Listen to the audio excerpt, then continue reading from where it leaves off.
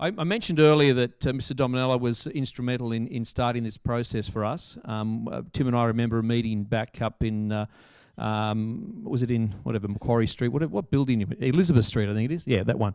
And the minister said to us, well, tell me, what's your gold standard in the industry? And we went, gold standard? What do you mean gold standard? Well, what do you aspire to be? Where does this go? Where does the agent go? Where's their career path? Where does it take them to? And that started us on this journey because it was clearly identified to us that there was something more to this than meets the eye. So I want to thank you, Mr. Dominello. He's now Minister for Finance Services and Property. He did such a great job in innovation and better regulation that they pumped him up. And I think he's the right person to talk to us today. So please welcome Mr. Victor Dominello.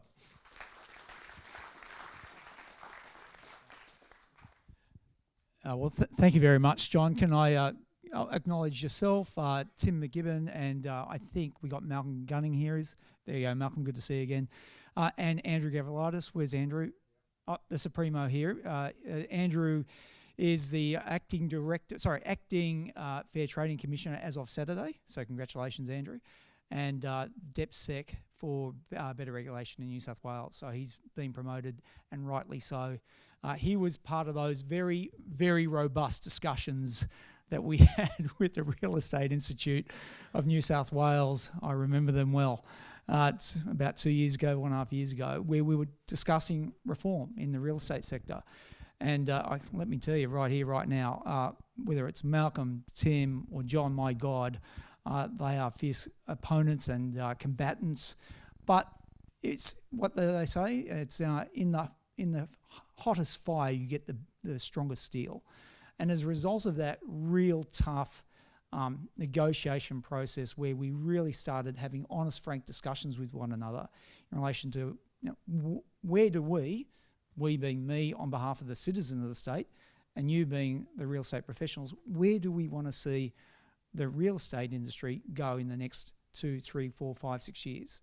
As a result of those really robust discussions, hopefully by the end of this year or in this session of Parliament coming up, we're going to see some historic reforms to the real estate sector here in New South Wales, hopefully in the chamber next door and the one over here. We're going to be passing this year changes that will now require a certificate holder to basically go from 4 units to 7 units. That's your entry point. And then if you from a certificate holder then to a licensee, from 0 experience to 12 months experience. And then from that to a licensee in charge to 2 years experience. And then the licensee in charge, which will be structured under the Act, will have direct responsibilities in relation to the conduct and supervision of their agency, i.e. their profession.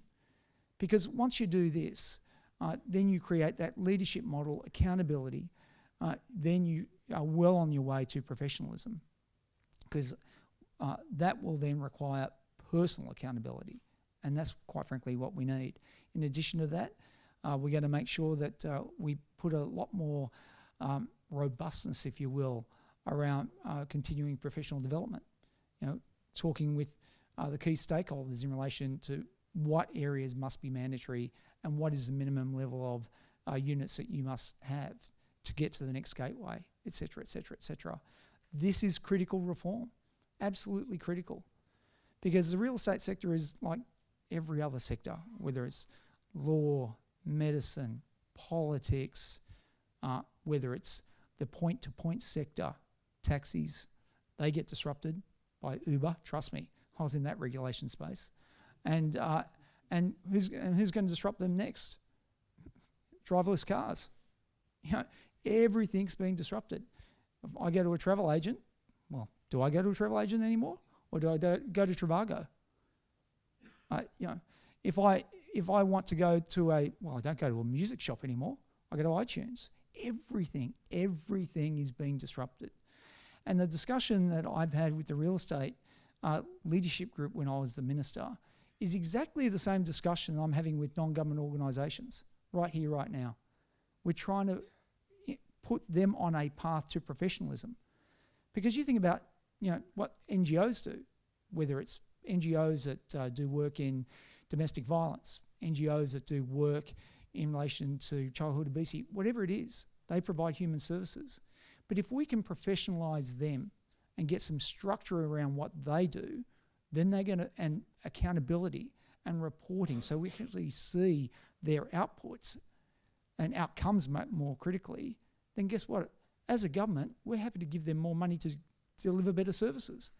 But if they are not professionalised and they're all doing their bits and pieces in a disorganised, fragmented way, well then there's not much confidence in us using your taxpayer dollar to get them to deliver services. And that's why, as you start your path to professionalism, it is absolutely critical that you stay on that path with real zeal. Because if you don't, you're going to fall by the wayside, trust me on that. The one thing that professionalism does do, it provides a level of quality assurance to the most important person in your life, the citizen, the customer, the client. And I know, wearing my hat as a client, I could, yeah, sure, I can go and buy property from my next door neighbour, but if I know that they don't have a quality assurance around them, it's a big investment. I don't know if I'm prepared to do that. But if I can go to a real estate agent that has quality assurance, let's just put professional standard across them, I'll pay that premium for that level of protection. Because quite frankly, that's the thing that's going to distinguish you in the market in the years ahead, as everything gets opened up, as everything gets disrupted. What is, I think the last speaker said, what is your value add proposition? And professionalism provides that.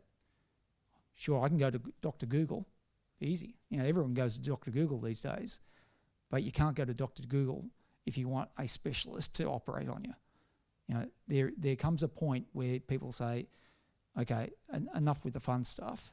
I want to go to a professional. So let me encourage you to make sure you continue the momentum that we are definitely driving here in New South Wales. When we had this discussion with John, Malcolm and Tim a year and a half or so ago, I said we want to make sure that in New South Wales we lead the way. We want to set the standard up, because if we can break through here, then this will provide the momentum for change right across Australia.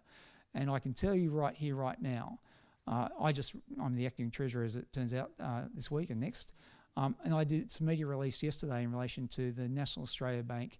I think it was the month-on-month report in relation to business confidence or something to that effect. And basically they said, we're way ahead, as you'd expect in New South Wales.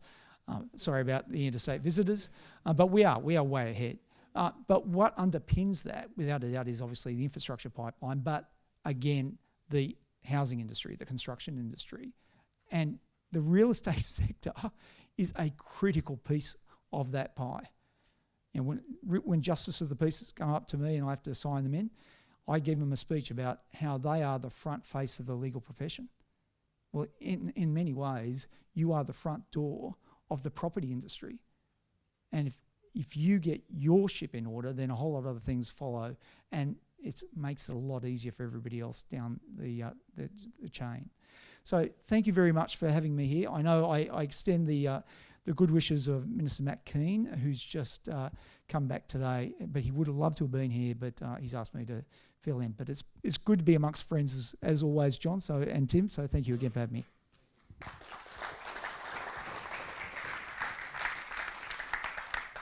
Thanks, mate. Really appreciate it. Most welcome. Thank you.